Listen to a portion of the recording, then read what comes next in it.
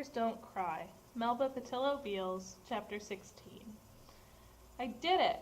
I shouted with excitement as I raced in the front door where Grandma was standing in her usual place to welcome me home after school. Did what? She asked. I tried to do some of the things Gandhi talks about. You know, keeping calm in your own mind no matter what's going on outside. Votes for you, Melba, Conrad yelled from the hallway. I hoped it would be someone I could share my victory with, maybe Vince, but it was Link. I slammed the receiver down. Right away, the phone started to ring again. I picked it up and said, "Don't bother to call again." I slammed the receiver down once more.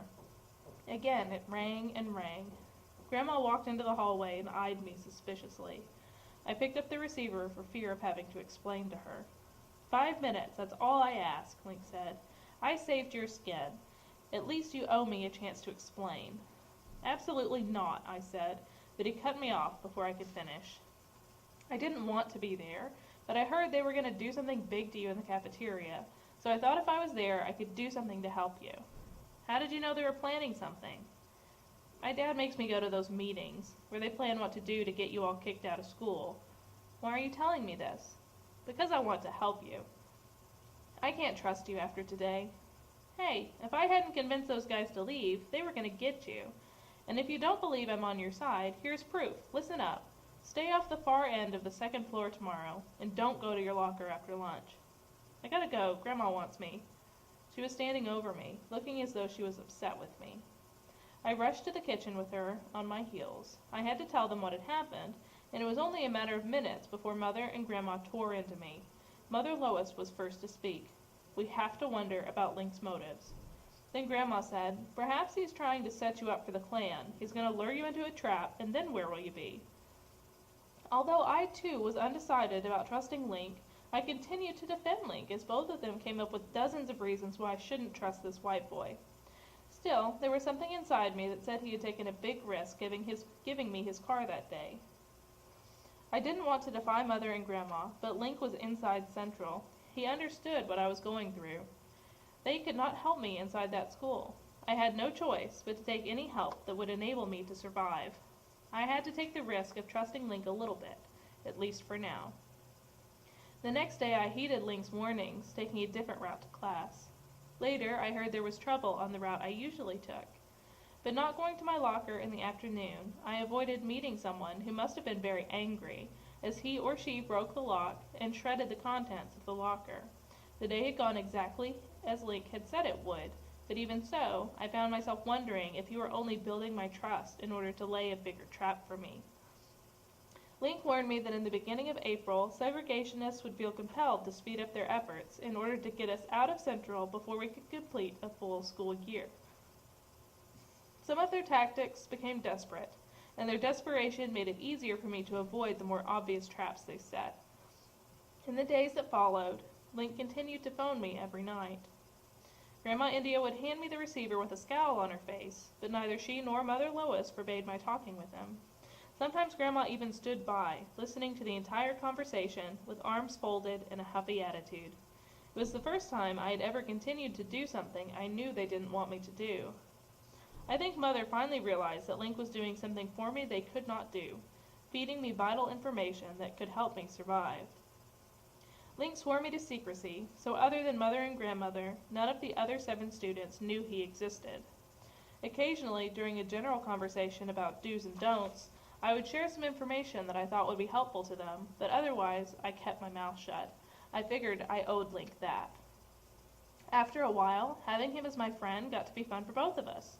We played a cloak and dagger game, passing notes and books and such, but we never spoke to each other in school, or walked near each other, or acknowledged each other, except with our eyes, for fear he would get caught. He continued hanging around with Andy and his friends, and attending the segregationist strategy meetings. He said the worst part of it for him was that he felt in himself a traitor. He was torn between his loyalty to his family and friends, and a sense of guilt and responsibility for what was happening to the 8 of us.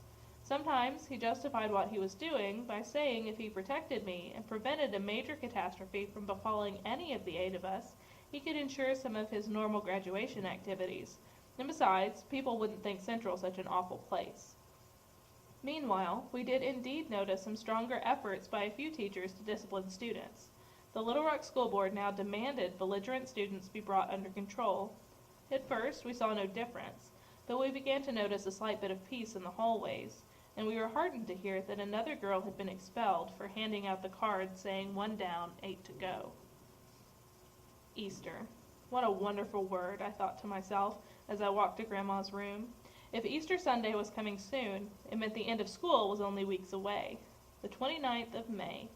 What would that last day of school at Central High be like? "Tonight's the night," Grandma said, making the announcement from her perch in her favorite chair. "We're going into the trunks tonight. It's time to make your selections." She smiled with her all-knowing expression, because she was fully aware of how much it delighted us to view and touch her trunk treasures. There were gifts, heirlooms, and mementos we got to touch or see only at Christmas or Easter. There they were in the center of the room, the old trunks given to Grandma India as a young girl. One was a deep brown, with scrapes and scratches visible beneath the glossy veneer she kept up with biannual waxing. The second one was a deep garnet color and looked newer. "Have you given much thought to what you'll be wearing to church this Easter, Melba?" Grandma India asked as she lifted the lid of the first trunk. I had thought long and hard about wanting to dress grown up.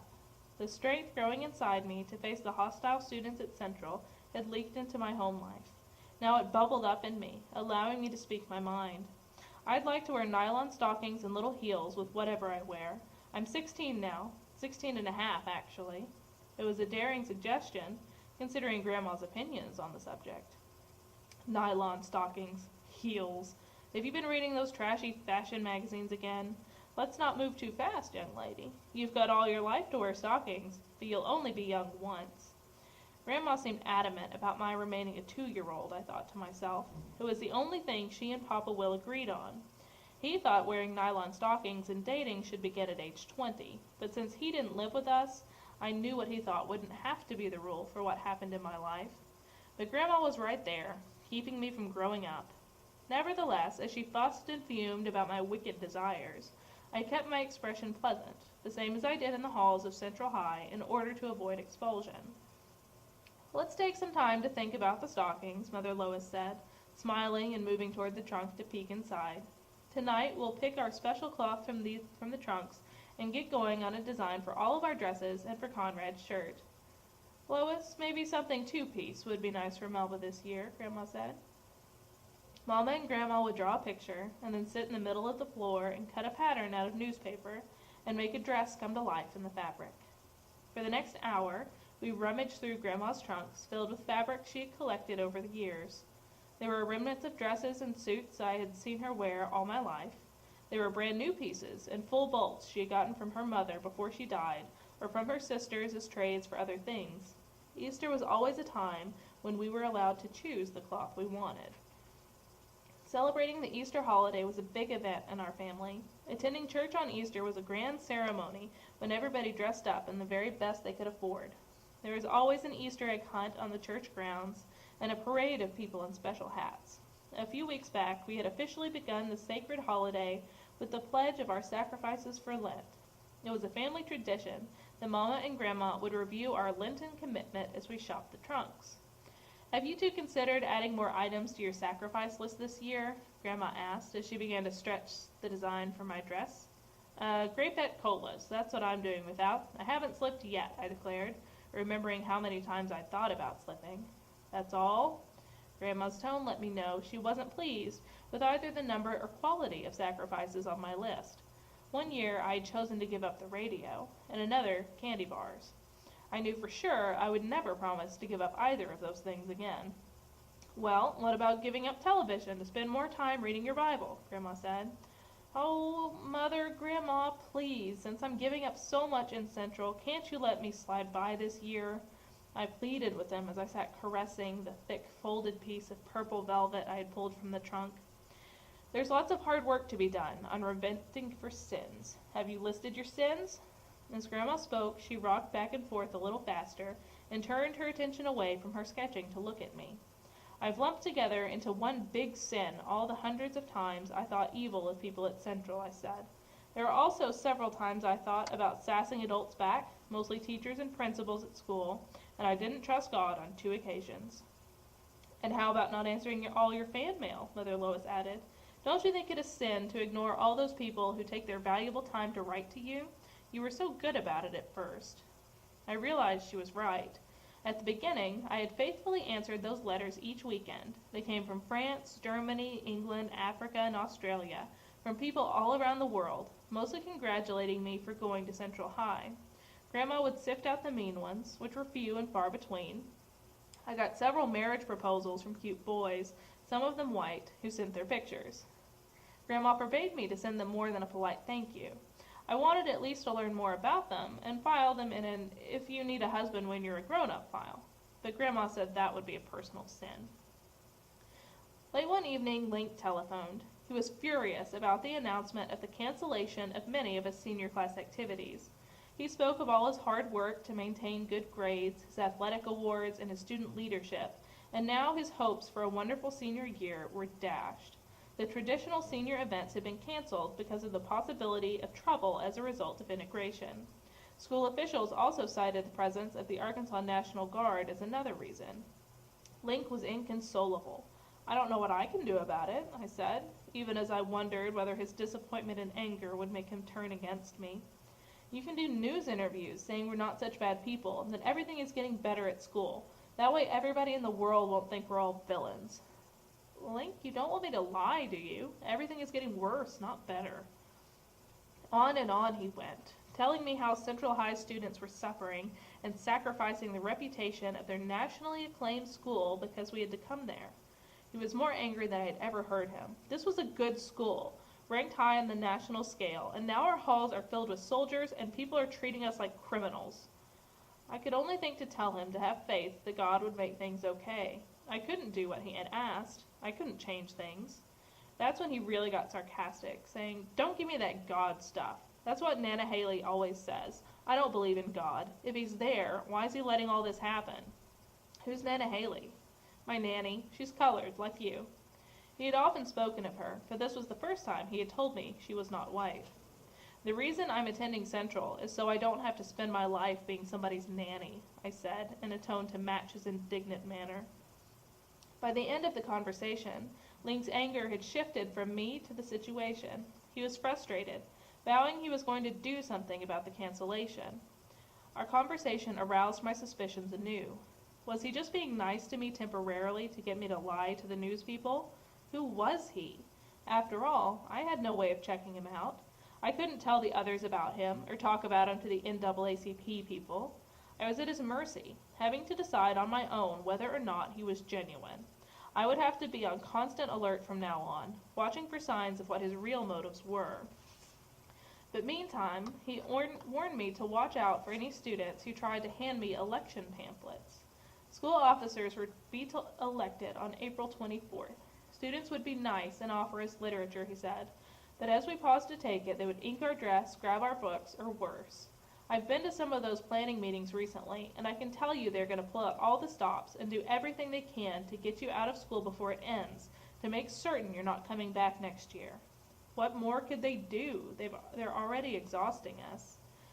Yeah, but it's going to get much worse. The thing is, lately they've been talking about pulling off something really big that will not only hurt you, but your families. Something that will force you to quit.